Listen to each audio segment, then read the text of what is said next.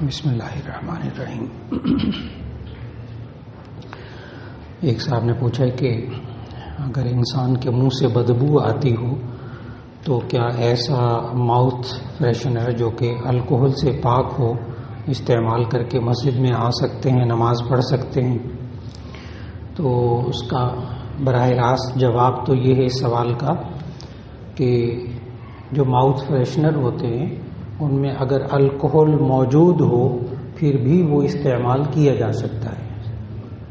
الکحل اصل میں شراب کا ایسنس ہوتا ہے، شراب کا خمیر ہوتا ہے اصل میں، لیکن سائنسی نقطہ نظر سے اب جتنے بھی پرفیوم بنتے ہیں اور سپرے بنتے ہیں اور جتنے ماؤتھ واش ہیں ان میں جو الکحل ڈالا جاتا ہے وہ سنتھیٹک ہوتا ہے، یعنی مصنوعی کیمیائی اجزاء ڈال کر بنایا جاتا ہے۔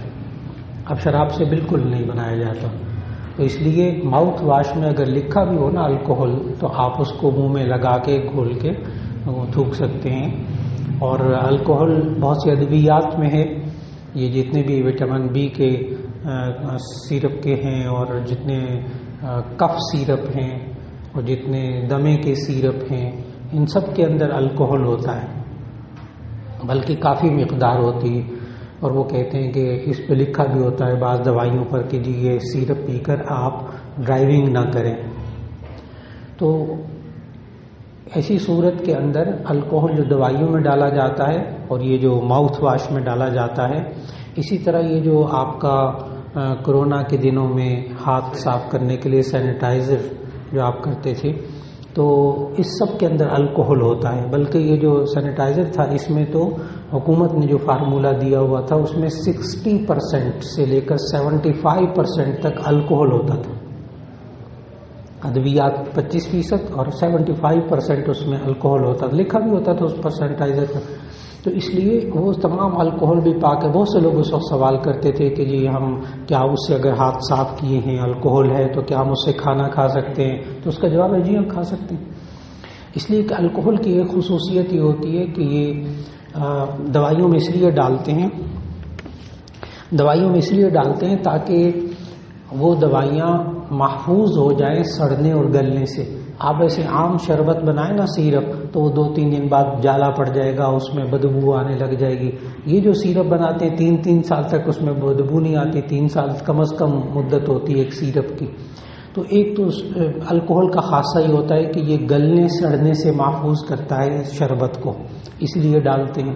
اور جو پرفیوم وغیرہ ہوتا ہے اس میں الکحل اس لیے ڈالتے ہیں کہ الکحل دنیا کا مائع یعنی ایسا لکوڈ ہے جو ایک دم ہوا میں تحلیل ہو جاتا ہے، جیسے پانی بھی ہوا میں تحلیل ہو جاتا ہے لیکن دیر سے، پیٹرول اور زیادہ جلدی ہوا میں تحلیل ہو جاتا ہے، لیکن الکحل جو ایک کمال کی چیز ہے یہ فوراً ہوا میں تحلیل ہو جاتی ہے، چند سیکنڈ میں، منٹ بھی نہیں، چند سیکنڈ میں۔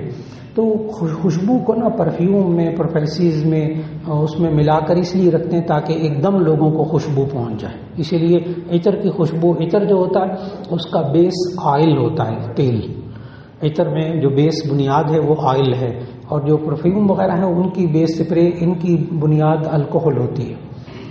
پھر یہ ہومیوپیتھک والی جتنی دوائیاں ان سب میں الکحل ہوتا ہے، بلکہ ہوتا ہی الکحل ہے ہومیوپیتھک کی دوائیوں میں۔ وہ جو میٹھی میٹھی گولیاں ہوتی ہیں ویسے وہ گلوکوز کی گولیاں ہوتی ہیں وہ تو اس میں کچھ بھی نہیں ہوتا، وہ دوائی نہیں ہوتی، اصل میں تو وہ قطرے ہوتے ہیں جو ٹپکاتے ہیں ان دوائیوں گولیوں کے اوپر، تو اس میں وہ قطرے جذب ہو جاتے ہیں تو وہ کھاتے ہیں، چوستے ہیں۔ تو یہ دوائی تحلیل ہونا الکحل کا ایک خاصہ یہ بھی ہے، سب سے زیادہ کوئی چیز اگر حل ہو سکتی ہے کسی لکوڈ میں تو وہ الکحل ہے،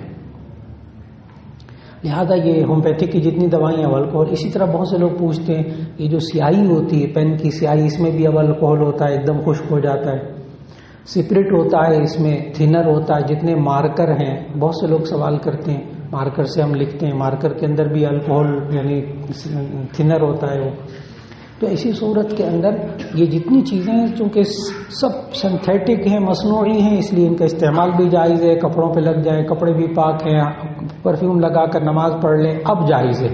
پہلے جب وہ پرفیوم بنا کرتا تھا نا شراب کے الکحل سے، اس وقت علماء نے فتویٰ دیا تھا. بعض لوگ پوچھتے بھی ہیں، کہتے ہیں پہلے حرام تھا اب حلال ہو گیا. نہیں، پوری بات ذہن میں رکھنی چاہیے. پہلے الکوہل واقعی شراب سے بدنام کرتا تھا، اب نہیں. ایک تو اس سوال کا جواب ہو گیا کہ ماؤتھ فریشنر میں بالفرض اگر الکوہل ہو بھی تو آپ مسجد میں آ سکتے ہیں. لیکن جو انہوں نے سوال کیا نا منہ سے بدبو آتی ہے تو کیا ماؤتھ فریشنر استعمال کر لیں، تو اس کے لیے گزارش یہ ہے کہ ہمیں اللہ تعالیٰ نے جو فطری ماؤتھ فریشنر دیا ہے نا وہ ہے مسواک. وہ ہے مسواک. اگر آپ 5 وقت کوئی بندہ مسواک کرے، مسواک بھی وہ ہو جو نبی صلی اللہ علیہ وسلم نے بتائی، جو نبی صلی اللہ علیہ وسلم کرتے تھے جس درخت کی، اور طریقہ بھی وہ ہو جو کہ نبی صلی اللہ علیہ وسلم نے سمجھایا، تو ایسی صورت کے اندر سوال ہی پیدا نہیں ہوتا کہ اس کے دانتوں کو کیڑا لگے، اس کے دانتوں کو پس آئے، اس میں سے اس کے منہ سے بو آئے. سوال ہی پیدا نہیں ہوتا. کون سی مسواک؟ اور وہ ہے عراق. عربی میں اس کو عراق کہتے ہیں، اور اس کو ہم اردو زبان میں پنجابی میں اس کو پیلو کہتے ہیں. پیلو کی مسواک، یہ جو عام مسواک ملتی ہے نا، اوپر ہلکا سا چھلکا سا ہوتا ہے، اندر مسواک ہوتی ہے آف وائٹ کلر کی، بعض یلو کلر کی، مسٹرڈ ہلکی سی ذرا، تو وہ مسواک کہلاتی عراق. یہ نبی صلی اللہ علیہ وسلم کرتے تھے، حدیث میں آتا ہے. اور یہ عراق کی جڑیں ہوتی ہیں، یہ شاخیں نہیں ہوتی. اللہ کا نظام ہے، اس کی ایک ایک جڑ جو ہے نا وہ 10-10 فٹ لمبی ہوتی ہے. عراق کے درخت کی، یہ پیلو کے درخت کی 10-10 فٹ لمبی ایک ایک ہوتی ہے. اسی کو کاٹ کاٹ کے مسواکیں بناتے ہیں. اور اللہ کی شان ہے کہ جب درخت پورا تیار ہو جاتا ہے نا تو اللہ تعالیٰ اس کے اوپر سے مٹی ہٹا دیتا ہے، وہ درخت کی جڑیں نظر آتی ہیں لمبی لمبی. اس کا پھل بھی نبی صلی اللہ علیہ وسلم کھاتے تھے. اور یہ عراق پیلو کے اوپر آپ اس سے اندازہ لگا لیجیے گا کہ میں 8 سال یونیورسٹی آف لاہور میں BDS کو میں پڑھاتا رہا ہوں. یونیورسٹی آف لاہور میں BDS جو دانتوں کے ڈاکٹر بن رہے ہوتے تھے نا، ان کو فرسٹ آف میں پہلے سال میں پڑھاتا تھا. تو میرے لیکچر یہی والے ہوتے تھے، سارے ڈیزائن ہوئے ہوئے تھے اس وقت لیکچر کہ جی رمضان میں دانتوں کا علاج ہم کیسے کریں، اور دانت کا علاج کرنے کس طریقے سے کریں تو جائز ہے، کون سا ناجائز ہے. پھر یہ ہے کہ مسواک اور برش، ٹوتھ برش اور مسواک، ان دونوں کا تقابلی مطالعہ سائنسی نقطہ نظر سے کہ کیا اس میں کیا فرق ہے. اگر ہم برش استعمال کر لیں تو مسواک کا ثواب ملے گا کہ نہیں ملے گا، برش سے زیادہ دانت صاف ہوتے ہیں یا مسواک سے زیادہ. اس پر میرے گھنٹے کا ڈاکٹروں کے سامنے لیکچر تیار ہوتا تھا. اور پھر ایک لیکچر تو میرا صرف یہ تھا کہ پیلو کی مسواک کے اندر آخر ہے کیا، پیتھالوجیکل، یعنی اس میں کون سے کیمیائی اجزاء ہیں. اس پر پورا ایک لیکچر تھا BDS میں کہ ان پیلو کے مسواک میں ہے کیا چیزیں. آپ کو حیرت ہوگی کہ دانتوں کے علاج میں جتنی ادویات استعمال کی جاتی ہیں ان کے بنیادی اجزاء سارے کے سارے پیلو کے اندر موجود ہیں، مسواک کے اندر موجود ہیں. دانتوں کے اندر سے پوائریا ختم کرنے کے لیے جو بنیادی دوائی استعمال ہوتی ہے وہ موجود ہے، خون بند کرنے کے لیے جو دوائی استعمال ہوتی وہ موجود ہے، بدبو ختم کرنے کے لیے دوائی ہوتی وہ موجود ہے اس عراق پیلو کے اندر. اور اس پر اب اتنی ریسرچ ہو چکی ہے، اس پیلو کی مسواک کے اوپر اتنی ریسرچ ہو چکی ہے کہ پیلو کی مسواک کا رس نچوڑ کر اس سے ٹوتھ پیسٹ بنا لی گئی ہے اور وہ مارکیٹ میں موجود ہے. اور وہ کیا ہے کام ہمدرد یونیورسٹی والوں نے، یہ ہمدرد والوں نے پیلو کی ٹوتھ پیسٹ نکال لی. وہ اوریجنل عرق ہے پیلو کے ان شاخوں کا، ان جڑوں کا، اور اس سے انہوں نے اب اس پر بڑی تحقیقی مقالے لکھے گئے ہیں کہ مسواک بہرحال برش سے زیادہ بہتر ہے. اس پر MPhil اور PhD کے مقالے لکھے گئے ہیں. ڈاکٹر نور محمد صاحب ہیں نشتر میڈیکل کالج کے بہت بڑے پروفیسر، ان کا مقالہ ہے اس پر PhD کا، صرف مسواک کے اوپر، اس پیلو کے مسواک کے اوپر، کہ کتنا مفید ہے یہ انسان. کرنا کیا ہے، پیلو کی مسواک لے لیجیے اور اس کو کم از کم 3 انچ پانی میں 2 راتیں بھگو دیجیے. بس یہ پہلے عمل ہے. اور پھر اس کے بعد خود اپنے دانتوں سے، کسی چیز سے نہیں، اپنے دانتوں سے اس کو چبا چبا کر باریک ریشے بنا لیں.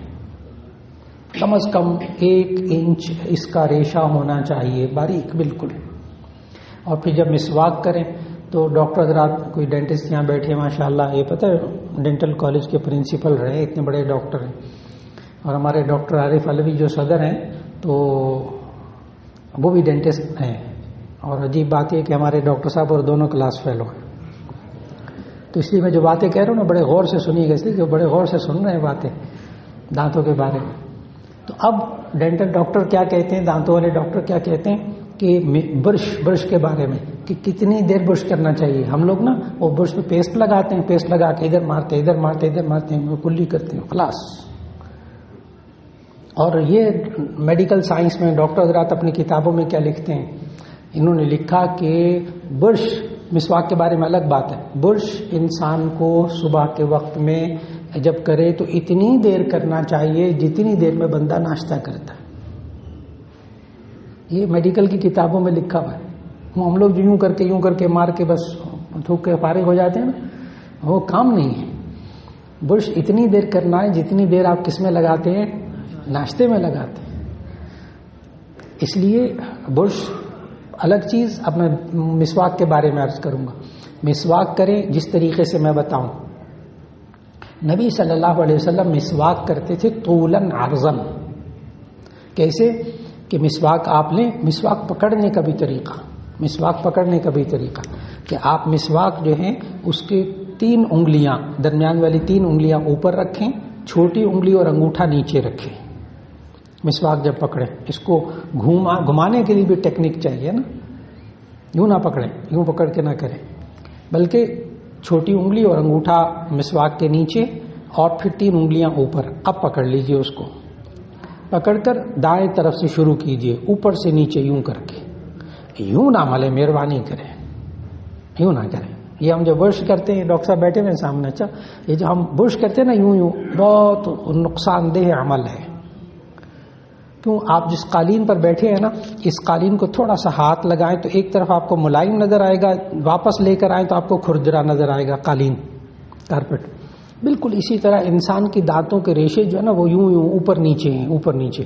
جب آپ یوں ملتے ہیں نا تو کچھ عرصے کے بعد، جو بندہ یوں برش کرتا ہے نا، یوں ملتا ہے تو کچھ عرصے کے بعد اس کے مسوڑے دانت چھوڑ دیتے ہیں. وہیں سے پس پڑنا شروع ہوتی ہے، وہیں سے انفیکشن شروع ہو جاتی ہے. ڈاکٹر صاحب سب سن رہے ہیں، اچھا تو وہیں سے انفیکشن شروع ہو جاتی. اس لیے برش بھی ڈاکٹر کیا کہتے ہیں کیسے ملنا چاہیے، مسواک کی بھی کیسے، اوپر سے نیچے، دائیں سے بائیں، جائیں ادھر عرضاً چوڑائی کی طرف، لیکن اوپر نیچے کر کے جائیں. اور پھر اندر بھی باہر بھی. اور کتنی دیر ملنا ہے، جتنی دیر آپ کیا کرتے ہیں، ناشتہ کرتے ہیں. اب چلیے ناشتے جتنی دیر نہ صحیح تو کم از کم اتنی دیر تو کریں کہ جس سے، کیونکہ دانتوں کے اوپر یہ جو پیلا پیلا لگا ہوا نظر آتا ہے نا آپ کو، کریڑا کہہ دیتے ہیں اس کو آپ لوگ عام زبان کے اندر، تو یہ اتنا سخت ہوتا ہے کہ یہ 2-3 دفعہ مسواک کرنے سے نہیں ہوتا. 5 وقت وضو سے پہلے مسواک کیجیے، آرام سے وقت دیں، ٹائم دیں، کم از کم 5 وقت مسواک کیجیے. منہ سے بدبو ہرگز نہیں آئے گی، اور مسوڑوں کی بیماری کوئی لاحق نہیں ہوگی.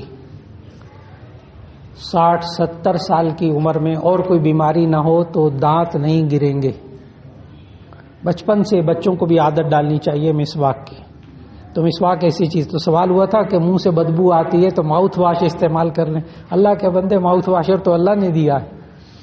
اور عجیب بات بتاؤں کہ یہ وہاں جب ہم پڑھتے ہیں اس کے بارے میں، مسواک اور برش کا مقابلہ کرتے ہیں نا، تو اب مہنگے برش جو آئے ہوئے نا بازار میں، ٹوتھ برش میں مہنگے قسم کے، تو آپ ذرا غور کیجئے گا، ان کے اوپر نا جو ڈبی ہوتی ہے اس کے اوپر بھی لکھا ہوتا ہے، تو وہ جو اوپر کے بال ہوتے ہیں نا جو دانتوں کے ساتھ لگتے ہیں، اس کے اوپر ایک خاص کلر کیا ہوتا ہے. اور ڈبی پہ پتہ کیا لکھا ہوتا ہے کہ جب یہ کلر ان بالوں کے اوپر سے اترنے لگے تو آپ برش تبدیل کر لیجیے. یہ برش کے اوپر لکھا ہوتا ہے. اچھا اگر آپ کو ایسا برش ملے نا جس کے اوپر رنگ کیا ہوا ہو اوپر دانوں کے اوپر، تو بس پھر آپ سمجھ لیں کہ یہ وہ والا برش ہے کہ جب اس کا کلر چینج ہو جائے تو آپ مہربانی کر کے برش تبدیل کر لیں. اور یہ اللہ تعالیٰ مسواک کے اندر آٹومیٹک کرتا ہے. یہ والا کام ایسی خام خواہ مہنگا برش استعمال کرنا. تو یہ اللہ تعالیٰ خود بخود کرتا ہے کہ آپ مسواک ملتے ہیں، وہ ریشے باریک ہوتے ہوتے اتر جاتے ہیں، رگڑ کھا کے پھر نئے ریشے، پھر اس کے بعد نئے ریشے، پھر تھوڑی سی مسواک اور نیچے. تو مسواک 5 وقت استعمال کرنے کی عادت بنا لیجیے. آسان طریقہ یہ ہے کہ جہاں وضو کرتے ہیں نا وہاں مسواک تیار کر کے رکھ لیں. ایک مسواک تیار کی ہوئی نا ایک دفعہ، جو آپ جس طریقے سے میں نے بتایا، باریک ریشے، اور بہت زور سے مت ملیں، مہربانی کریں، زور سے نہ ملیں، رگڑ دیتے پوری طرح، نہ یہ دانتوں کے لیے نقصان دہ. یہ حضرات تو برش بھی زیادہ زور سے نہیں کرنے دیتے ڈاکٹر حضرات، کہتے ہیں طریقے سے کریں لیکن زور نہیں لگانا. زور لگائیں کہ مسوڑے چھل جائیں گے، آہستہ آہستہ ان میں سے خون رسنا شروع ہو جائے گا. جس طریقے سے مسواک کرنا بتایا، زیادہ سے زیادہ 2-3 دن دانتوں میں سے خون آئے گا، اور اس کے بعد دانتوں میں سے خون انشاءاللہ نہیں آئے گا. جب خون نہیں آئے گا تو انشاءاللہ پس بھی نہیں پڑے گی، جب پس بھی نہیں پڑے گی بدبو بھی نہیں آئے گی انشاءاللہ.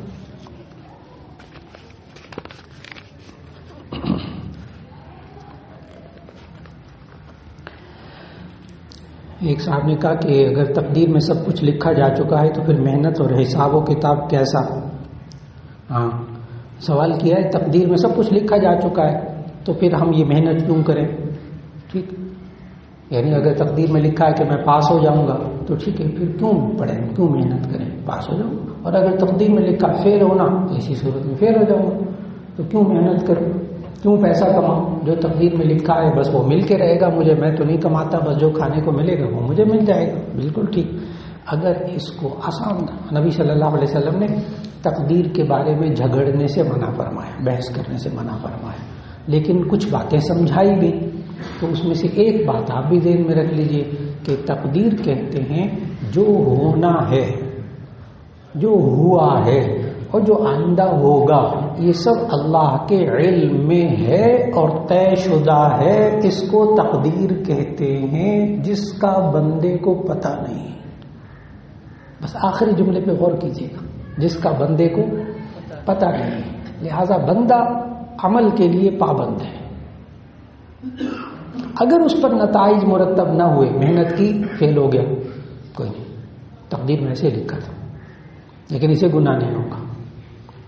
بیمار ہو گیا، دوا کھاتا ہے، بیمار بھی نا بعض لوگ ہوتے ہیں، کوئی تقدیر میں لکھا ہے تندرست ہونا تو ہو جاؤں گا، دوائی کیوں کھاؤں؟ اللہ کے بندے، دوا کھانے کا ہمیں حکم ہے، ہم دوا کھائیں، پھر اس کے بعد اگر نہ بیماری دور ہوئی نا تو ہمیں گناہ نہیں ہوگا. اور اگر ڈاکٹروں کے کہنے کے مطابق یہ بیماری کی دوا ہے، بندہ نہ کھائے، تو محدثین نے واضح الفاظ میں لکھا ہے کہ یہ گناہگار ہوگا. بالکل اس طرح جیسے کھانا موجود ہو اور یہ اپنے نفس کو تکلیف پہنچائے اور کھانا نہ کھائے. اس لیے تقدیر میں سب کچھ لکھا جا چکا ہے، بالکل درست. پھر محنت کیوں کریں؟ اس لیے کہ ہمیں قرآن میں اس کا حکم ہے کہ وَلَيْسَ لِلْإِنسَانِ إِلَّا مَا سَعَىٰ وَأَنَّ سَعْيَهُ سَوْفَ يُرَىٰ، یہ آخرت کے بارے میں بھی. اور حساب و کتاب کیسا؟ جی حساب و کتاب اس بنا پر ہے کہ انسان نے کیا کیا. حساب و کتاب اس بنا پر نہیں کہ اللہ نے کیا لکھا ہوا تھا. حساب و کتاب کس بنا پر؟ انسان کیا کرے. ایکم احسن عملا ولنبلونکم ایکم احسن عملا، ہم ضرور بھی ضرور تمہیں آزمائیں گے، تم میں سے کون اچھے کام کرنے والا. پتہ اللہ کو سب کچھ ہے، تقدیر میں سب کچھ لکھا جا چکا. ایک صاحب نے کہا کہ حقوق العباد میں اگر غلطی ہو جائے، اس کا علم نہ ہو، تو پھر کس طرح اس کی معافی ہوگی؟ جی حقوق العباد میں کوتاہی ہو جائے اور علم نہ ہو تو آخرت میں پکڑ نہیں ہوگی. نہیں پتہ ہی نہیں تھا کہ مجھ سے کوتاہی ہو گئی ہے والی، لیکن توبہ اور استغفار کرتا رہے، اور جب پتہ چل جائے اس بندے سے معافی مانگ لے کہ آپ کے حق میں میری کوتاہی ہو گئی. اگر علم ہی نہیں تھا بالکل تو ایسی صورت میں اب اس بندے کی پکڑ نہیں ہوگی. لیکن حقوق العباد کے بارے میں معلومات نہ ہوں، اس نے علم ہی حاصل نہ کیا ہو، پھر لوگوں کے حق مارتا پھرتا ہو، وہ اس کا گناہ ہوگا. ایک ہے علم، ایک ہے اس کو معلوم نہیں، مسائل معلوم نہیں ہے، تو مسائل سیکھیے. ایک صاحب نے کہا کہ اچھا یہ کمپنی کا نام بتایا کہ اخوت سے قرض لینا کیسا ہے؟ وہ اسلامی طور پر قرض فراہم کرتے ہیں، مگر شروع میں کچھ رقم رجسٹریشن فیس کے طور پر وصول کرتے ہیں جو بعد میں قابل واپسی ہوتی ہے، اس بارے میں رہنمائی فرمائیں۔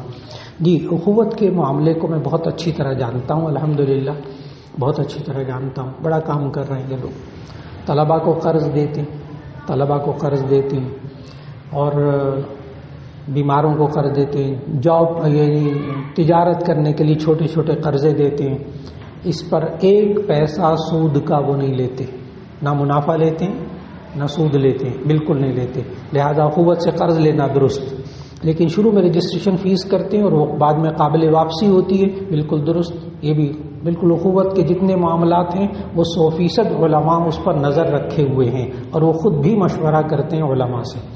ایک تو یہ ہے قرض والا معاملہ، دوسرا وہ ایک عجیب و غریب کام کرتے ہیں، طالب علموں کو نا پیسہ دیتے ہیں، MBBS کا ظاہر وہ پیسہ کیسے واپس کرے گا، میڈیکل کا، انجینئرنگ کا، BBA کا، پتہ نہیں کیا کیا بڑی بڑی فیسیں، MPhil کا، PhD کرنے والوں کو وہ قرض دیتے ہیں طلباء کو، اور ساتھ ساتھ آگاہ بھی رہتے ہیں قرض لے کر واقعی وہیں ادا کر رہا ہے کہ نہیں کر رہا۔ پھر اس کے بعد اس طالب علم کو کہتے ہیں یہ ہم نے جو تمہیں پیسہ دیا یہ تمہارا ہو گیا، تم اس کے مالک، قرضہ نہیں۔ جب تم ڈاکٹر بن جاؤ گے، انجینئر بن جاؤ گے، جب کماؤ گے نا، پھر اخوت کے ساتھ تعاون کرتے رہنا، پیسہ واپس نہیں مانگتے۔ اور پھر جب وہ ڈاکٹر بن جاتا ہے، ظاہر ہے وہ پہلے سے کہیں دگنا تگنا کر کے اس کو واپس کرتا ہے اخوت کو، وہاں کمال ہے، کمال کر دیا ان حضرات۔ اور مجھے اخوت کے ذمہ دار جو سب سے بڑے ذمہ دار ہیں یہاں پاکستان کے، انہوں نے خود بتایا کہ لوگ قرض، ہم دیکھیں ہم نا مایوس ہوئے ہیں نا لوگوں کی طرف سے، لیکن انہوں نے مجھے خود بتایا کہ 99% لوگ واپس کر رہے ہیں قرضہ لے کر، 99% لوگ قرضہ واپس کر رہے ہیں، کوئی اکا دکا کوئی وجہ ہوتی ہے ورنہ واپس کر رہے ہیں، کوئی دھوکہ نہیں کرتا ہمارے ساتھ۔ ایک صاحب نے کہا کاروبار میں گاہک سے جھوٹ بول کر زیادہ پیسے لیے تھے، جس سے معافی مانگ سکتے ہیں تو مانگ لی، لیکن جو یاد نہیں ان سے معافی کیسے مانگیں، اور معافی کی جگہ ان کی طرف سے صدقہ کر دوں؟ جی، کاروبار میں گاہک سے جھوٹ بول کر جو پیسے کمائے وہ انسان کے لیے جائز نہیں ہے، جھوٹ بول کر پیسے کمائے وہ جائز نہیں ہے، اس کو یا تو اصل مالک کو واپس کر دیں اور یا اس کو صدقہ کر دیں، ثواب مل جائے گا اس بندے کو، اور یہ بندہ گناہ سے اللہ تعالیٰ اس کو بچا لے گا۔ ایک صاحب نے کہا خواب میں آپ صلی اللہ علیہ وسلم کی زیارت کے لیے کیا کرنا چاہیے؟ تو اس کے لیے درود شریف پڑھنا چاہیے کثرت سے۔ یہ طریقے فضائل درود شریف میں شیخ الحدیث مولانا زکریا صاحب رحمۃ اللہ علیہ نے بڑے تفصیل کے ساتھ لکھے، مختصر سا کوئی درود شریف ہو، پابندی سے پڑھتے جائیے، انشاءاللہ اللہ تعالیٰ دیدار نصیب فرمائے گا۔ اور ایک صاحب نے کہا مغرب کی قضا نماز کی نیت کی، دوران نماز عشاء سمجھ کر جب چوتھی رکعت میں گیا تو یاد آیا کہ مغرب کی نماز تھی، سجدہ صاحب کر لیا تو نماز دوبارہ ادا کرنی ہے کہ نہیں؟ دیکھیے ان کا سوال آپ نے غور سے سمجھا، مغرب کی قضا نماز کی نیت کی، دوران نماز عشاء کی نماز سمجھ کے چوتھی رکعت میں گیا تو یاد آیا کہ مغرب کی نماز تھی تو آخر میں سجدہ صاحب کر لیا، تو اس کے لیے یاد رکھ لیجئے گا نماز میں تکبیر تحریمہ کہنے سے پہلے جو آپ نے نیت کی تھی بس وہ معتبر ہوگی، درمیان کا کوئی وسوسہ معتبر نہیں ہوگا، نیت سے پہلے۔ اور یہ والا کام بالکل نہیں کرنا چاہیے جو میں ابھی آپ کے سامنے کرنے لگا ہوں، بہت سے لوگ بیچارے یہ کرتے ہیں، بالکل غلط کرتے ہیں، اس سے بچیے گا۔ اور وہ کیا، وضو کر کے آئے نا، وضو کر کے آئے اور نماز شروع کر دی، اللہ اکبر، ہاتھ باندھ لیے نا، سنتے پڑھوں کہ فرض پڑھوں، میں تھکا ہوں فرض ہی پڑھ لیتا ہوں، نماز توڑیے، نیت توڑیے، دوبارہ تکبیر تحریمہ کہیں، اس نیت کا کوئی اعتبار نہیں۔ ابھی میں نے عرض کیا اللہ اکبر کہنے سے پہلے نیت کا اعتبار ہے، اس کے بعد کی نیت کا کوئی اعتبار نہیں۔ اگر ہاتھ باندھ کر پھر شک ہونے لگے نا، فرض پڑھوں کہ سنتے پڑھوں، بس ہاتھ چھوڑ دیجیے، نیت توڑنے کا ہاتھ چھوڑ دیجیے، بس میں نماز اپنے دل سے طے کر لیجیے، اس کے لیے کوئی سلام پھیرنا بھی ضروری نہیں ہے، بس آپ ہاتھ چھوڑ دیجیے اور دل میں طے کر لیں میں نے نماز توڑ دی، بس نماز ٹوٹ گئی۔ اب اس کے بعد دوبارہ طے کر کے، اس لیے علماء کہتے ہیں بہتر یہ زبان سے نیت کر لیں، بہتر یہ ہے کہ زبان سے نیت، بہتر افضل اسی لیے کہتے ہیں تاکہ طے ہو جائے کہ کیا کرنا ہے۔ میں نے پھر بتایا ہے کہ یہ بہت دفعہ ہوتا ہے، وضو کر کے ہم اللہ اکبر کہہ کر ہاتھ باندھ دیتے ہیں، پھر اس کے بعد سوچتے ہیں فرض پڑھیں کہ سنتیں پڑھیں، وہ نہ فرض ہوں گے نہ سنتیں ہوں گے، نہ فرض ہوں گے نہ سنتیں ہوں گی، کیونکہ اللہ اکبر تکبیر تحریمہ کہنے کے بعد نیت کا کوئی اعتبار نہیں۔ تو انہوں نے جو کیا، نماز ان کی مغرب کی ہو گئی۔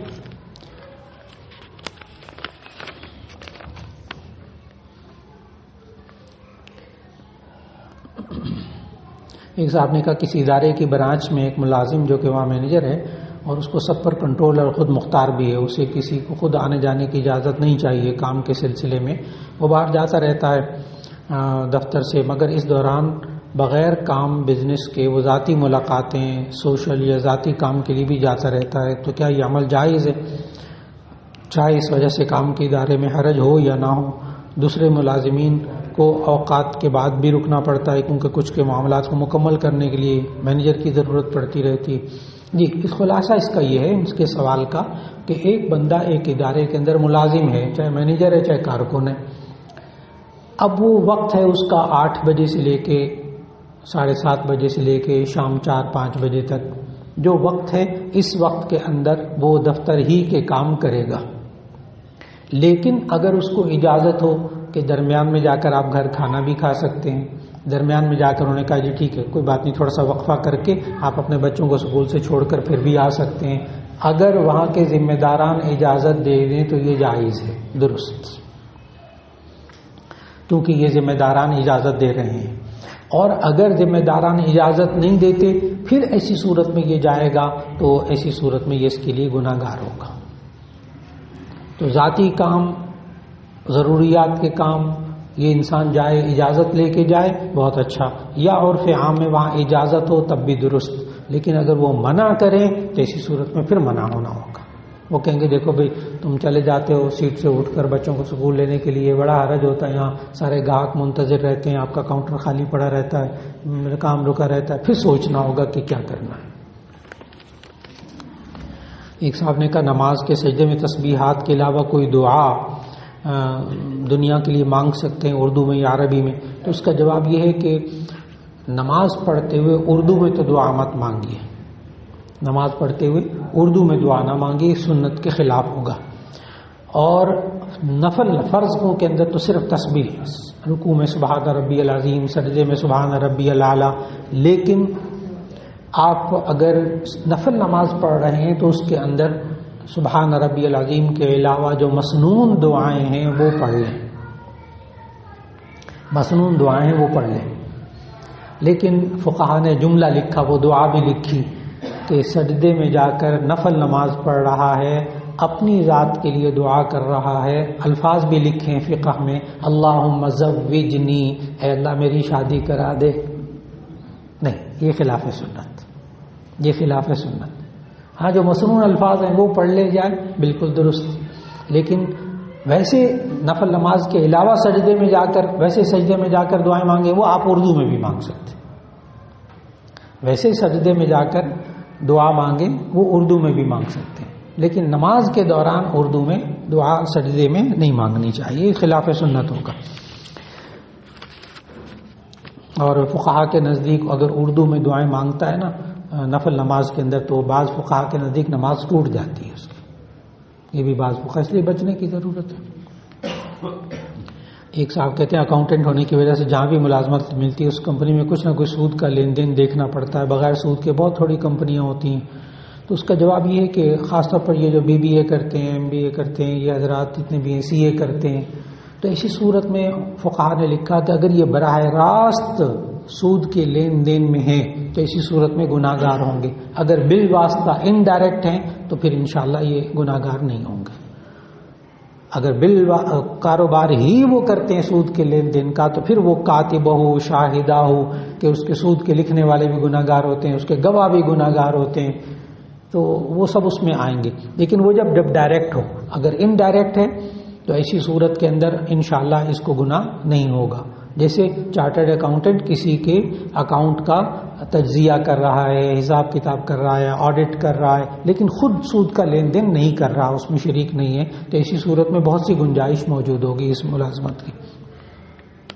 ایک صاحب نے کہا چھوٹے نابالغ بچوں کو ہم قرآن پڑھاتے ہیں، وضو کرنا ان کو سکھایا ہے، مگر ہمیں معلوم ہے کہ وضو پھر بھی مکمل نہیں کرتے، سستی کرتے ہیں، آیا ایسی صورت میں بچوں کا قرآن پڑھنا ٹھیک ہے اور کیا والدین بھی گناہ گار ہوں گے یا نہیں؟ تو اس کا جواب یہ ہے کہ نابالغ بچوں کی نماز، نابالغ بچوں کا وضو، نابالغ بچوں کا عمرہ، نابالغ بچوں کا حج ان کی طرف سے ہوتا ہی نہیں ہے، وہ ہوتا ہے ماں باپ کو ثواب ملتا ہے۔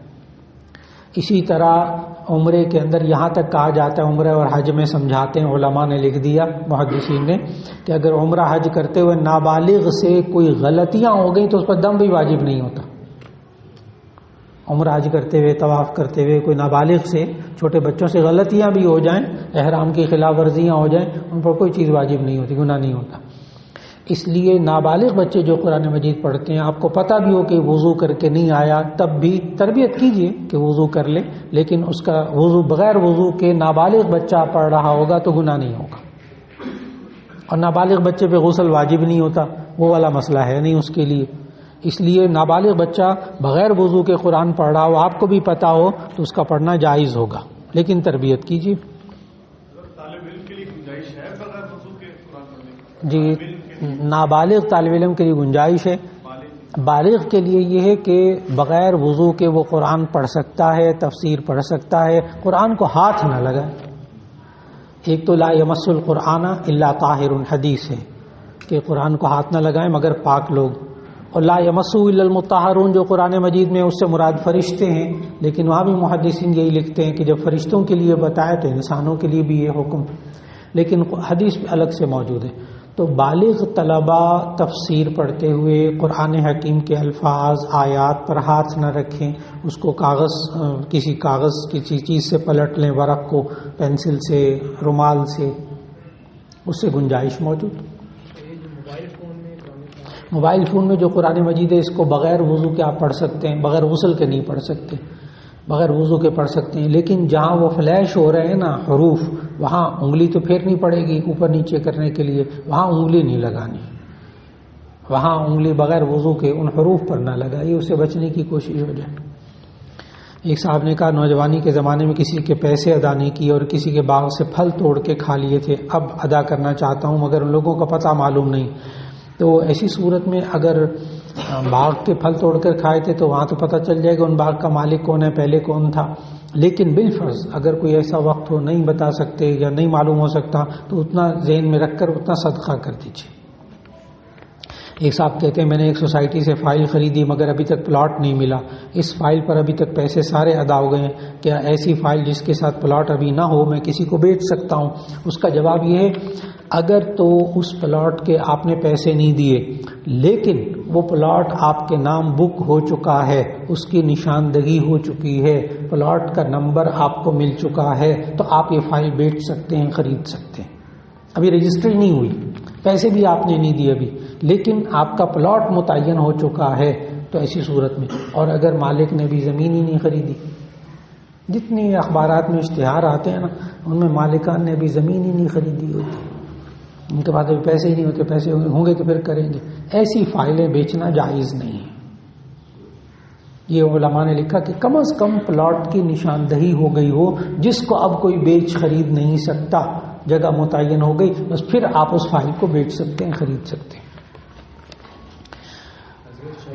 جی ہاں، جو شعبان کا ہے نا، بڑا اچھا سوال کیا، لوگ رجب کے بارے میں بھی، معراج کے روزے کے بارے میں بھی بہت پوچھ رہے ہیں، تو یہ 27 رجب کا رات کو عبادت کرنا یہ بھی حدیث سے ثابت نہیں، اور اگلے دن 27 رجب کا روزہ رکھنا یعنی معراج شریف کا روزہ رکھنا یہ بھی حدیث مستند حدیث سے ثابت نہیں ہے۔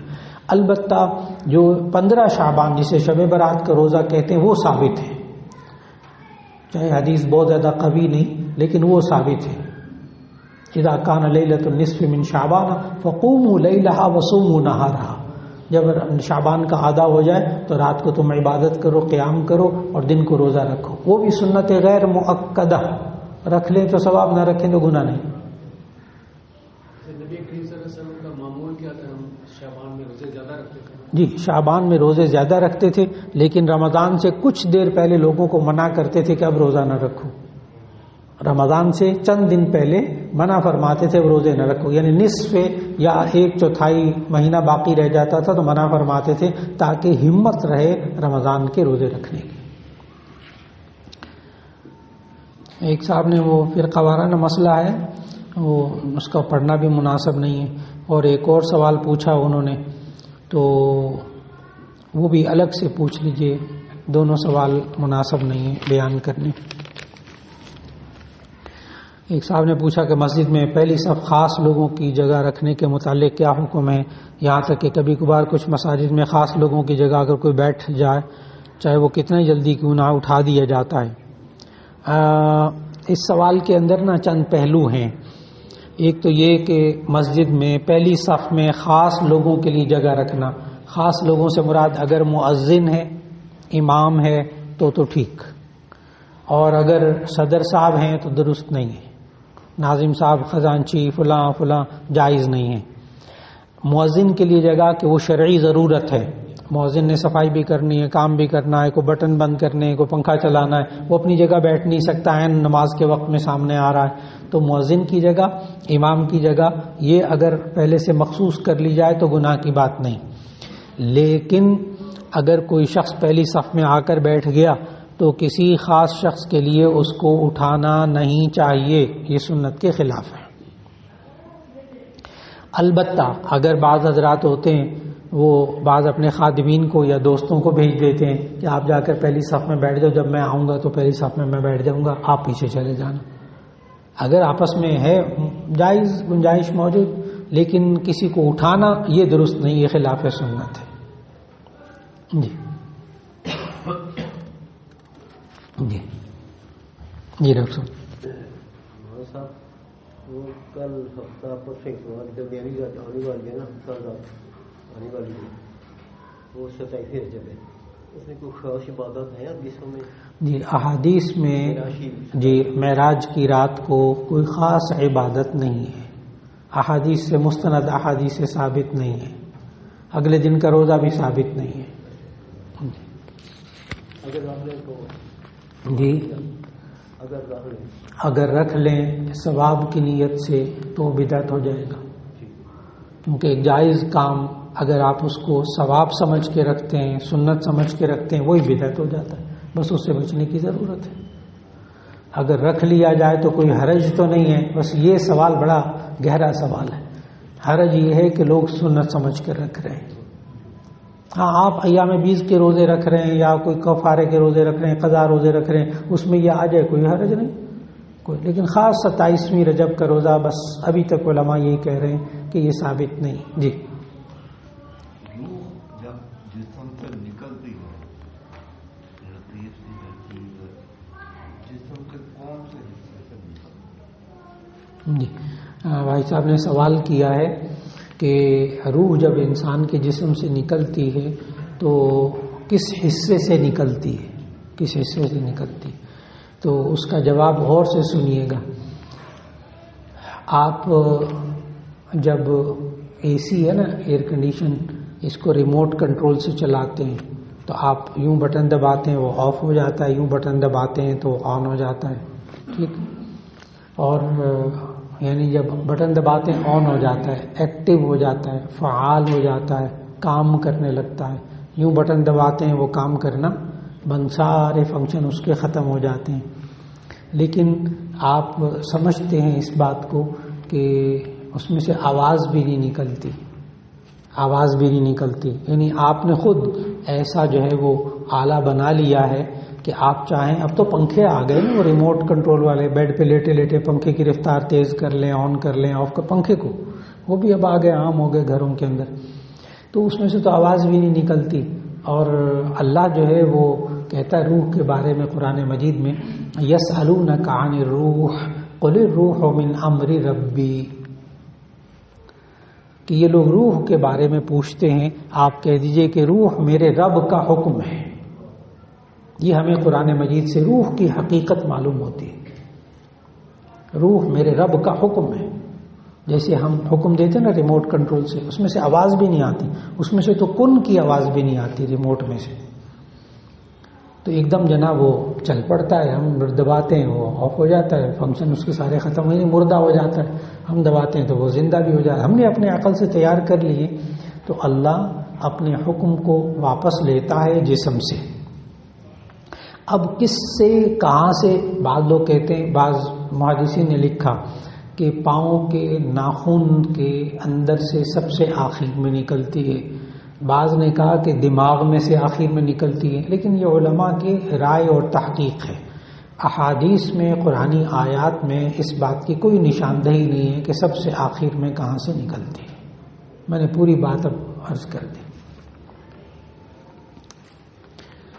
ایک صاحب نے کہا، آپ نے پچھلے جمعے کہا تھا کہ جب اللہ سے انسان معافی مانگے تو اس کا یقین بھی کرے کہ اس ذات نے معاف کر دیا، اسے انسانوں کی طرح نہ لے پتہ نہیں معاف کیا کہ نہیں کیا. تو پھر یہ بیم اور رجا، خوف اور امید کیا چیز ہے؟ بڑے بڑے نیک لوگ ہر وقت ان دو کیفیتوں سے کیوں گزرتے ہیں کہ اللہ ہمارے ساتھ کیا معاملہ کرے گا؟ جی، یہ جو امید و بیم، یعنی یہ کہتے ہیں کہ امید اور خوف، ان دونوں کے اندر جو ہمارے اتنے بزرگ ہیں وہ ساری زندگی اس کے اندر گزارتے ہیں. تو اس کا جواب یاد رکھ لیجئے گا. جو گناہ ہو چکے، جن کی معافی اللہ دے چکا، ان کے بارے میں ان کو کوئی خوف نہیں ہوتا. مہربانی کریں. جن گناہوں کی اللہ کے ولی، اللہ کے بندے معافی مانگ چکے ہوتے ہیں، ان گناہوں کے بارے میں کوئی خوف نہیں ہوتا. طے کر لیں اچھی طرح. یہ نہیں ہے کہ وہ ان کے دل میں یہ ہوتا ہے پتہ نہیں اللہ نے معاف کیا ہے کہ نہیں کیا. بڑا قطعاً غلط ہے. میں نے کہا نا، یہ سوچنا کہ اللہ نے معاف کیا ہے کہ نہیں کیا، یہ اللہ کے ساتھ بدگمانی ہے اور یہ گناہ ہے. نہ کریں تو اللہ کے ولی گناہ کبھی نہیں کرتے. پھر وہ خوف کس چیز کا ہوتا ہے ان کے اندر؟ ان کے اندر خوف یہ ہوتا ہے کہ ہم نے جو گناہ کیے ان سے توبہ کر لی. پتہ نہیں ہمارے کچھ گناہ ایسے ہوں جن کے ہم نے توبہ ہی نہ کی ہو. پتہ نہیں ہم سے گناہ ہو گیا، ہمیں پتہ ہی نہ ہو. غیبت کر لی، کسی کی ذہن میں بھی نہیں ہے میں نے غیبت کی ہے. اور پھر اسی طرح پتہ نہیں اللہ تعالیٰ کسی بات پر پکڑ نہ فرما لے، کسی بات پر پکڑ نہ فرما لے. کس بات پر؟ جس کی توبہ نہیں کی. جس کی توبہ کر لی اس پر اللہ پکڑ نہیں کرے گا، اللہ پکڑ نہیں کرے گا. لیکن یہ انسان دن بھر بولتا رہتا ہے، پتہ نہیں اللہ کس بول پہ پکڑ کر لے. تو اللہ کی رحمت سے امید رکھتے ہیں اور اللہ کے عذاب سے خوف کھاتے ہیں. یہ ہے امید اور خوف. لیکن اپنے گزشتہ گناہوں کا خوف ان کے دل میں ہو، ایسی بات نہیں اگر وہ توبہ کر چکے. ایک صاحب نے کہا کہ ایمانیات، عبادات، معاملات، معاشرت، اخلاق کے حوالے سے کوئی کتاب ہو تو پڑھنے کے لیے بتائیں. تو اس کے لیے جواب یہ ہے کہ چونکہ میرا جو جمعہ ہوتا ہے نا، وہ ہمیشہ ان 5 دین کے 5 شعبے ہیں، ان کے اندر اندر رہتا ہے. ہر جمعہ ایمانیات، عبادات، معاملات، معاشرت، اخلاق، دین کے 5 شعبے ہیں. ان 5 شعبوں سے ہٹ کر جمعے کا بیان نہیں ہوتا. بعض لوگ کہتے ہیں آپ زیادہ تر اخلاقیات کو لیتے ہیں. میں نے کہا نہیں، آپ غور سے بیان سنیں، اس میں یہ 5 چیزیں آ رہی ہوتی ہیں. بعض لوگ کہتے ہیں آپ معاشرت سے زیادہ متعلق بات کرتے ہیں، تو اس کا جواب اچھی طرح یاد رکھ لیجیے گا. آپ بیان کو غور سے سنیں، اس میں ایمانیات بھی ہیں، اس میں عبادات بھی ہیں، اس میں معاملات بھی ہیں، اس میں معاشرت بھی ہے، اس میں اخلاق بھی ہے. یہی دین کی 5. اب یہ آپ حضرات اگر چاہیں کہ یہ دین کی 5 باتوں کو ترتیب دیا ہوا لکھا ہوا مل جائے، تو میرے شیخ حضرت ڈاکٹر عبدالحی عارفی رحمۃ اللہ علیہ نے کتاب لکھی، اسوہ رسول اکرم صلی اللہ علیہ وسلم. اس کا انگلش میں بھی ترجمہ ہو چکا، اردو میں بھی عام مل جاتی ہے. اسوہ رسول اکرم صلی اللہ علیہ وسلم، بہترین کتاب. زندگی کے پہلے ابتدا، پیدا ہونے سے لے کر موت تک کے جتنے احکام ہیں نا، ایمانیات، انہوں نے چیپٹر بنائے باقاعدہ، ایمانیات کا، عبادات کا، معاملات کا، معاشرت کا، اخلاق کا، باب بنا کے، چیپٹر بنا کے انہوں نے لکھا ہے. کمال کر دی. اور عجیب بات یہ اس میں کوئی اختلافی باتیں نہیں ہیں، سب باتیں قرآن و سنت کے مطابق. ایک صاحب نے کہا کہ بچوں کی تربیت کے حوالے سے ان کے بنیادی عقائد اور روزمرہ زندگی کے بارے میں کوئی کتاب. بچوں کے لیے نا بہترین کتاب حضرت مولانا مفتی کفایت اللہ صاحب کی کتاب تعلیم الاسلام. تعلیم الاسلام 4 حصے ہیں. چھوٹے بچوں کو تو کم از کم پہلا دوسرا حصہ، یعنی 5ویں تک کے بچوں کو تو پہلا دوسرا حصہ، اور 6ٹھی 7ویں سے لے کے میٹرک تک نا اس کا تیسرا اور چوتھا حصہ اگر یہ پڑھا دیا جائے نا تو آدھے سے زیادہ دینی مسائل آپ کے بچے کو معلوم ہوں گے. اس میں نا سوال جواب کر کے لکھا ہوا، سوال تم کون ہو، جواب مسلمان کسے کہتے ہیں، قبلہ کیا ہوتا ہے، نمازیں کل کتنی ہیں، نماز کس طرح پڑھتے ہیں، وضو کس طرح کرتے ہیں، وضو میں کتنے فرض ہیں، کتنی سنتیں ہیں. تو اس طرح کے سوال کر کے کمال کر دیے. اس میں بھی کوئی اختلافی بات ہے ہی نہیں. اس میں یہ والا سوال بھی ہے تیسرے حصے میں، معجزہ کس کو کہتے ہیں، یہ معجزہ شق القمر کیا ہوتا ہے، معراج کا معجزہ کیا ہے. بڑے آسان الفاظ میں ان کے جوابات لکھے ہوئے وہاں. تو بچوں کے لیے دینیات کی کتاب اگر آپ اسلام سکھانا چاہتے ہیں نا تو تعلیم الاسلام بچوں کے لیے بہت کافی ہے، بہت کافی ہے. اور کوئی جی جی جی جی چلیے ذہن میں آ جائے پوچھ لیجیے گا، میں بھی یہ بات کر رہا ہوں. کیا سینے کے بال کاٹنا جائز ہے؟ تو اس کا جواب یہ ہے کہ اگر تو کوئی تکلیف دہ الجھن ہو تو پھر جائز ہے، لیکن اس کو سنت سمجھ کے نہ کاٹا جائے. اور زیر ناف بال کاٹنے کی ابتدا کہاں سے کی جائے اور انتہا کہاں کی جائے؟ تو اس کا جواب یہ ہے ناف کے نیچے سے لے کر عضو تک، اور اس کے دائیں بائیں جہاں رانیں دونوں ملتی ہیں، رانوں کا جو جوڑ ہے، یہ جو تکون بنتی ہے نا، اس پوری تکون کے بالوں کو صاف کرنا چاہیے. نہانے کی اگر حاجت ہو جی نماز کے لیے، نماز کے لیے یا سننے کے لیے مسجد کے اندر آ کے ادا کرنا، مسجد کے اندر یعنی امام کے پیچھے آ کے ادا کر سکتا ہے کیا نماز، یا جس کو نہانے کی حاجت غسل، ابھی غسل نہیں کیا اس نے.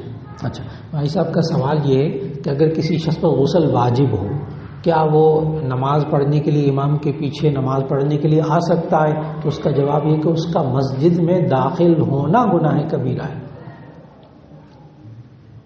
اور نماز تو اس کی ہوگی نہیں، نماز ہوگی نہیں، اس کو تو مسجد میں آنا بھی گناہ کی بات ہے. جنوبی شخص مسجد میں داخل نہیں ہونا چاہیے بغیر غسل کے. ایک صاحب کہتے ہیں عبادت سے مزہ لینا جائز ہے. مبارک ہو اگر کسی کو مزہ آتا ہے عبادت کے اندر، نماز کے اندر، قرآن مجید کی تلاوت میں، روزہ رکھنے سے. لیکن یہ کہہ کر کہ میں نے بس نمازیں پڑھنی چھوڑ دی ہیں، مجھے مزہ ہی نہیں آتا نماز پڑھنے میں، یہ غلطی ہے، یہ غلطی ہے. مزہ لینے کے لیے نہیں، اللہ کا حکم پورا کرنے کے لیے. پھر اللہ کے حکم کو پورا کرنے میں مزہ آنے لگے، سبحان اللہ، یہ تو بہت شاندار بات ہے. ایک صاحب نے کہا وصیت کا شرعی حکم کیا اور اس کے لکھنے کا طریقہ کیا ہے؟ جی وصیت یہ پہلے فرض ہوتی تھی. قرآن مجید کی آیت ہے جس پر عمل بعد میں منسوخ ہو گیا. آیت موجود ہے کتب علیکم اذا حضر احدکم الموت ان ترک خیرا الوصیۃ للوالدین والاقربین بالمعروف. پہلے یہ آیت میراث یعنی سورہ نساء کی آیت نمبر 11، 12، 13 یہ آیات میراث، ہر بندے کا اتنا اتنا حصہ ہے، یہ پہلے نہیں تھا. پہلے ہر بندے کے لیے لازم تھا کہ اگر اس کے پاس پیسہ ہے، مال و دولت ہے تو وہ اپنی زندگی میں لکھ کر مرے. پہلے سے یہ نہیں کہ اس کو مرنے کا تو نہیں پتا نا، پہلے سے زندگی میں لکھ کر رکھ چھوڑے کہ میرے ماں باپ کا کتنا ہے، میرے بیٹوں کا کتنا ہے، میری اولاد کا کتنا ہے، بیوی کا کتنا ہے، کوئی حصہ مقرر نہیں تھا. لیکن جب آیت میراث نازل ہو گئی تو اب یہ آیت منسوخ ہو گئی، یعنی وصیت لکھنا اب فرض نہیں ہے، بلکہ اگر وصیت لکھیں گے بھی نا تو یہ وارث کے لیے حق میں معتبر نہیں ہوگی. یعنی آپ کہیں کہ میرے بیٹے کو یا میری ماں کو اتنا دے دیا جائے میرے مرنے کے بعد، بالکل بیکار. لا وصیت لوارث، وارث کے لیے وصیت کا اعتبار کوئی نہیں. اور اب وصیت کرنا کس رخ سے ضروری ہے انسان کے لیے؟ جو آپ ڈائری ایک بنا لیجیے، وصیت نامہ لکھنے کے بجائے آپ ڈائری بھی بنا سکتے ہیں. میں نے فلاں سے اتنا قرض لیا، اتنا دے دیا، اتنا رہتا ہے، فلاں نے میرے پیسے دینے ہیں، اتنا رہتا ہے، فلاں کا حق میرے اوپر واجب ہے، بیوی کا حق میں نے ابھی دے دیا ہے، نہیں دیا ہے، دونوں باتیں واضح کر دیں. اور میرے بعد فلاں کا خیال رکھ لیا جائے، فلاں کو میں اتنے پیسے دینے تھے، میں نے وہ دینے، یہ نہیں، اپنی ایک ڈائری بنا لیجیے، وہی ڈائری وصیت ہے، اور اس کے علاوہ وصیت نامہ پورا لکھا ہوا بھی مل جاتا ہے۔ کسی صاحب کو اگر چاہیے ہو پورا وصیت نامہ، ہو کئی صفحے ہیں کہ میرے فلاں جگہ بینک ڈپازٹ ہے، فلاں جگہ اکاؤنٹ ہے، فلاں جگہ فلاں ہے، اس میں یہ پیسے اس طرح کے رکھے ہیں، وہ تفصیلات، اور میرے اوپر زکوٰۃ اگر فرض ہے تو کتنی فرض ہے، میں نے زکوٰۃ دے دی ہے نہیں دی ہے، وہ سارے معاملات اس میں آ جاتے ہیں۔ تو اگر وہ وصیت نامہ پورا چاہیے ہو تو مفتی حضرات نے تیار کیا ہوا ہے، وہ بھی لے سکتے ہیں، ورنہ عام میں نے وصیت کیا بتا دی، حقوق العباد لکھے ہوئے اس میں موجود ہونے چاہیے، امانتیں لی ہوئی ہیں وہ لکھا ہوا ہو کہ میرے پاس فلاں فلاں کی امانت ہے، فلاں جگہ رکھی ہے، اس کو ادا کر دیا جائے۔ ایک صاحب نے کہا فرشتے بچوں کا خیال کس طرح رکھتے ہیں؟ تو اس کا جواب یہ ہے کہ فرشتے آپ کا بھی خیال رکھتے ہیں، آپ کے بھی ایک طرف نیکی کا فرشتہ، نیک کام لکھنے والا، کرامن کاتبین، قرآن مجید میں کرامن کاتبین یعلمون ما تفعلون، تو کرامن کاتبین اللہ نے ہر بندے کے ساتھ 2 فرشتے رکھے ہوئے ہیں، وہ فرشتے اللہ حفاظت بھی کرتے ہیں، بچوں کی بھی حفاظت کرتے ہیں، خاص طور پر آیت الکرسی، آیت الکرسی کی یہ فضیلت ہے کہ جو بندہ آیت الکرسی پڑھتا ہے تو اللہ تعالیٰ اس کی حفاظت کرتا ہے، اور جمعے کے دن سورہ کہف پڑھنا یہ بھی حفاظت کے لیے بڑا اہم عمل ہے کہ جو بندہ جمعے کے دن سورہ کہف پڑھتا ہے اللہ تعالیٰ اس کو دجال کے فتنوں سے بھی محفوظ رکھتا ہے اور فتنوں سے بھی محفوظ رکھتا ہے، اس لیے وہ سورۃ الکہف پڑھنے کا بھی اہتمام ہو جائے پورے جمعے کے دن میں کسی بھی وقت میں۔ اور کوئی سوال؟ اجازت چاہوں گا جی۔ نماز وہاں جماعت کے ساتھ پڑھی، لیکن جب اپنے ملک میں واپس آیا تو اس کو معلوم ہوا کہ میرے کپڑے پاک نہیں تھے یا کوئی بھی شریک ادھر تھا کہ نماز نہیں تھی، اب واپس آ کے جو قضا کرے گا وہ پوری پڑے گا یا شریک نماز پڑھے گا؟ بھائی صاحب کا سوال میں دوہرا دوں، انہوں نے سوال کیا ایک بندہ مسافر کسی ملک سے باہر چلا گیا، اپنے ملک میں سفر میں تھا، وہاں اس نے نماز پڑھ لی قصر، وہاں اس نے نماز پڑھ لی قصر، لیکن بعد میں جب اپنے علاقے میں آ گیا، واپس آیا اپنے ملک اپنے شہر آیا تو معلوم ہوا اوہ میرے تو کپڑے ناپاک تھے، اس میں تو پھنس لگ گئی تھی، خون کہیں نکل آیا تھا، وہ لگ گیا تھا یا پیشاب تھا یا کوئی اور تھا، کوئی بھی بات، تو میرے کپڑے ناپاک تھے، میری تو نماز نہیں ہوئی۔ ایسی صورت میں اب دیکھا جائے گا، اب غور سے بات سننے والی، کہ وہ آخری وقت میں، اس نماز کے آخری وقت میں وہ مقیم تھا یا مسافر تھا، بڑی اہم بات، اس نماز کے آخر وقت میں وہ مقیم تھا یا مسافر تھا۔ اگر وہ مثال کے طور پر وہاں سے چلا اور سعودی عرب سے ہی چلا اور یہاں پہنچا پاکستان، عشاء کا وقت ابھی باقی تھا، عشاء کی نماز اس نے وہاں پڑھی تھی، کیونکہ ممکن ہے سعودی عرب سے بندہ پاکستان آ جائے اور عشاء کا وقت ہو۔ اب وہ یہاں آیا تو عشاء کا وقت تھا، لاہور پہنچ گیا، لاہور ایئرپورٹ پہ، بعد میں آ کر معلوم ہوا میں نے جو عشاء کی نماز وہاں پڑھی تھی دوسرے ملک میں وہ ناپاک کپڑے تھے۔ اب چونکہ یہ نماز کے آخر وقت میں مقیم تھا تو قضا بھی کیا کرے گا؟ مقیم والی پوری۔ اور اگر نماز کے آخری وقت میں یہ مسافر تھا تو ایسی صورت میں یہ سفر کی ہی نماز قضا کرے گا۔ جواب مکمل ہو، یہ والا جواب آپ کے کئی جگہ کام آئے گا۔ یہ بعض ہوتا ہے نا، بندہ بس میں بیٹھ گیا عشاء کے وقت میں، عشاء کا وقت لمبا ہے نا، عشاء کے وقت بس میں بیٹھ گیا، اب لاہور آ گیا، لاہور آ کے اترا، تھکا ہوا تھا، رات 1 1:30 بجے 2 بجے پہنچا، تھکا ہوا تھا، عشاء کی نماز نہیں پڑھی، سو گیا، صبح فجر کے وقت اٹھا، قضا نماز پڑھنا چاہتا ہے تو کون سی نماز قضا کرے گا؟ پوری، کیونکہ آخری وقت میں وہ مقیم تھا۔ اور اگر وہ مثال کے طور پر دوپہر کو چلا، 10 بجے چلا اور پھر یہاں لاہور پہنچا تو عصر کی نماز کا وقت ہو چکا تھا، ظہر کی نماز قضا ہو گئی سفر میں اور نہیں ادا کر سکا، پوری نماز کا وقت اس سفر میں گزر گیا، اب لاہور پہنچ کر وہ ظہر کی نماز کون سی قضا کرے گا؟ قصر۔ تو یہ ایک ایسا اصول ہے جس کو بڑی آسانی سے سمجھا جا سکتا ہے۔ جی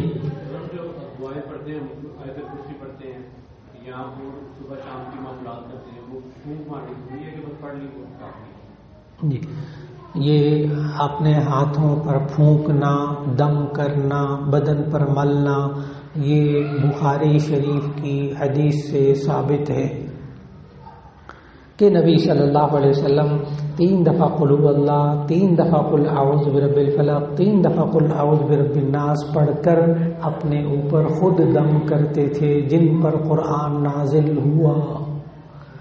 ہم لوگ کیا کہتے ہیں؟ ہم لوگ نماز میں تو قرآن پڑھتے تو ہیں، نماز میں بھی قرآن پڑھتے ہیں، میں صبح بھی تلاوت کرتا ہوں۔ جی نبی صلی اللہ علیہ وسلم بھی نماز پڑھتے تھے، تلاوت فرماتے تھے، صاحب قرآن تھے، ان کو دم کرنے کی ضرورت تھی، ہمیں کتنی ہے؟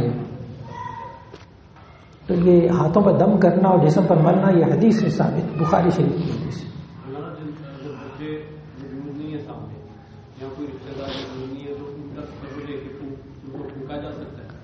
دیکھیے اگر آپ اس سوال کا جواب پوچھیں گے نا تو پھر آپ کو جو بزرگ یہاں موجود ہیں نا ان کو وہ واقعہ یاد آ جائے گا لاہور کا، کہ ایک دم کرنے والے صاحب تھے اور وہ دور بیٹھ کر بھی پھونک مار دیتے تھے۔ چنانچہ لاہور ایئرپورٹ پر یہ ہوا، لاہور ایئرپورٹ پر وہ اترے تو یہ کینٹ کا پورا علاقہ جام ہو گیا تھا ان سے پھونک مارنے کے لیے۔ چنانچہ اعلان یہ کیا گیا کہ آپ اپنے بوتلوں کے منہ ایئرپورٹ کی طرف کر لیں، وہ پھونک مارنے لگے۔ نعوذ باللہ من ذالک۔ یہ ہوا لاہور میں ہوا ہے، اور ان صاحب کو پھر جو سیکورٹی مسائل کی وجہ سے ان کو پھر ایئرپورٹ سے باہر نہیں آنے دیا گیا، ان کو واپس بھیج دیا گیا کیونکہ باہر مسئلہ کھڑا ہو گیا تھا بہت بڑا۔ تو خود پڑھیے، خود پھونک مار لیجیے، اور بچوں کے لیے پڑھنا ہے نا تو پھونک مارنے کی ضرورت نہیں۔ یہ حدیث سے ثابت نہیں ہے کہ آپ یہاں بیٹھ کر پھونک ماریں اور انگلینڈ میں پھونک پہنچ جائے، نہیں، آپ کی دعا ضرور پہنچے گی۔ یہاں بچوں کے لیے دعا کیجیے، 3 دفعہ قل اللہ پڑھیے، 3 دفعہ قل میں بچوں کی حفاظت کے لیے دعا مانگتا ہوں، انشاءاللہ اللہ قبول کرے گا۔ مقصود تو یہ ہے نا کہ ان پر اثر پہنچ جائے، تو اثر پہنچے گا انشاءاللہ، اثر پہنچے گا انشاءاللہ۔ جزاک اللہ خیر، السلام علیکم۔